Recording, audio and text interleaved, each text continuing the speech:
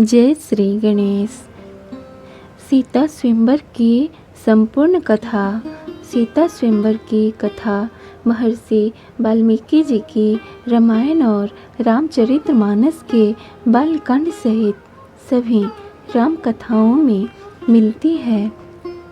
महर्षि वाल्मीकि जी की रामायण में जनक द्वारा सीता के लिए वीर शुल्क का संबोधन मिलता है, जिसका अर्थ है राजा जनक ने यह निश्चय किया था कि जो व्यक्ति अपने पराक्रम के प्रदर्शन रूपी शुल्क को देने में समर्थ होगा, वही सीता से विवाह कर सकेगा। माता सीता के लिए योग्य वर प्राप्त करना कठिन हो गया था, क्योंकि सीता ने मानव योनि से जन्म नहीं लिया था। अंत में राजा जनक ने सीता स्वयंवर रचा। रामायण में भगवान राम और माता सीता के जीवन के बारे में उल्लेखित है। यह दोनों ही साधारण मनुष्य के रूप में थे, लेकिन इनका व्यक्तित्व असाधारण था। यहाँ हम आपसे सीता माता के स्वयंवर की कथा कहने जा रहे हैं कि कैसे नियति भगवान राम एवं सीता माता को मिलाती है और भगवान राम सीता माता को क्या वचन देते हैं। सीता मैया राजा जनक की पुत्री थीं।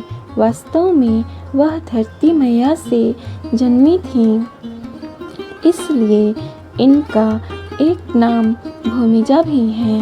सीता मैया का जीवन साधारण नहीं था। वे बचपन से ही असाधारण काम करती रहती थीं, जिनमें से एक था शिव धनुष से खेलना, जिसे कई महान महारथी हिला भी नहीं सकते थे। यह शिव धनुष पृथ्वी के संरक्षण के लिए विश्वकर्मा ने बनाया था, जिसे भगवान शिव ने भगवान परशुराम को दिया था। परशुराम जी ने इस धनुष से कई बार पृथ्वी की रक्षा की और बाद में इसे राजा जनक के पूर्वज देवराज के संरक्षण में रख दिया। यह दिव्य धनुष इतना ज़्यादा भारी था कि इसे बड़े बड़े शक्तिशाली राजा हिला भी नहीं सकते थे, लेकिन नन्ही सीता इसे आसानी से उठा लिया करती थी। यह दृश्य देख राजा जनक को एहसास हुआ कि सीता कोई साधारण कन्या नहीं है, यह कोई दिव्य कन्या है। इसलिए उन्होंने बालकाल में ही निश्चय कर लिया कि वे सीता का विवाह साधारण मनुष्य से नहीं करेंगे, लेकिन वे सीता जैसे दिव्य पुरुष को खोजें कैसे, यह सवाल उन्हें अक्सर सताता था। तब उन्हें ख्याल आया कि वे सीता स्वयंवर का आयोजन करेंगे, जिसमें यह शर्त रखी जाएगी कि जो धनुर्धारी शिव के इस महान दिव्य धनुष पर प्रत्यंचा चढ़ाएगा, वो ही सीता के योग्य समझा जाएगा। शर्त के अनुसार सभी राज्य के राजाओं के स्वयंवर का आयोजन का निमंत्रण दे दिया गया। यह निमंत्रण अयोध्या भी जाता है, लेकिन अयोध्या का राजकुमार गुरु वशिष्ठ के साथ वन में रहते हैं और वहीं से एक सभा दर्शक के तौर पर स्वयंवर का हिस्सा बनते हैं। प्रतियोगिता शुरू होती है। कई बड़े बड़े राजा उठकर आते हैं, लेकिन शिव के उस दिव्य धनुष को हिला भी नहीं पाते हैं। यह देख राजा जनक को अत्यंत दुख होता है। वे कहते हैं कि क्या इस सभा में मेरी पुत्री के योग्य एक भी पुरुष नहीं है? क्या मेरी सीता कुंवारी रह जाएगी, क्योंकि इस सभा में एक भी व्यक्ति उसके लायक नहीं है। जिस धनुष को वो खेल खेल में उठा लेती थी, उसे आज इस सभा में कोई हिला भी नहीं पाया। प्रत्यंचा तो बहुत दूर की बात है। राजा जनक के द्वारा कहे शब्द लक्ष्मण को अपमान के बोल लगते हैं और लक्ष्मण को बहुत क्रोध आता है। वे अपने भैया राम को प्रतियोगिता में हिस्सा लेने का आग्रह करते हैं, लेकिन श्री ना कह देते हैं कि हम सभी केवल यहाँ दर्शक मात्र हैं। राजा जनक के ऐसे करुण वचन सुनकर गुरु वशिष्ठ से स्वयंवर में हिस्सा लेने का आदेश देते हैं। गुरु की आज्ञा पाकर श्री राम अपने स्थान से उठकर दिव्य धनुष के पास जाते हैं। सभी की निगाह राम पर ही टिक जाती है। उनका गठीला शरीर, मस्तक का तेज सबको आकर्षित करता है। श्री राम धनुष को प्रणाम करते हैं और एक झटके में ही उठा लेते हैं और जैसे ही प्रत्यंचा चढ़ाने के लिए धनुष को मोड़ते हैं, धनुष दो भाग में टूटकर गिर जाता है। इस प्रकार शर्त पूरी होती है और सभी तरफ से फूलों की वर्षा होने लगती है। देवी सीता भी आकाश से राम पर फूलों की वर्षा करती हैं। सीता जी श्री राम के गले में माला डालकर उनका वरण करती हैं और मिथिला में जश्न का आरंभ होता है।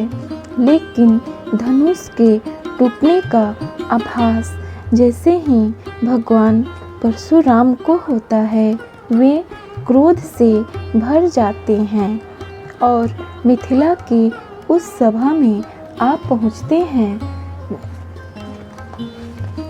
उनके क्रोध से धरती कंपित होने लगती है, लेकिन जैसे श्री राम ने भगवान परशुराम के चरण स्पर्श कर क्षमा मांगते हैं, भगवान परशुराम समझ जाते हैं कि वास्तव में राम एक साधारण मनुष्य नहीं, अपितु भगवान विष्णु का अवतार हैं और वे अपने क्रोध को खत्म कर सिया राम को आशीर्वाद देते हैं। भगवान राम और देवी सीता का विवाह पंचमी के सीता के स्वयंवर के बाद उनकी तीनों बहनों उर्मिला, माधवी एवं सुतकीर्ति का विवाह क्रमशः लक्ष्मण, भरत एवं शत्रुघ्न से किया जाता है और चारों बहनें एक साथ अयोध्या में प्रवेश करती हैं।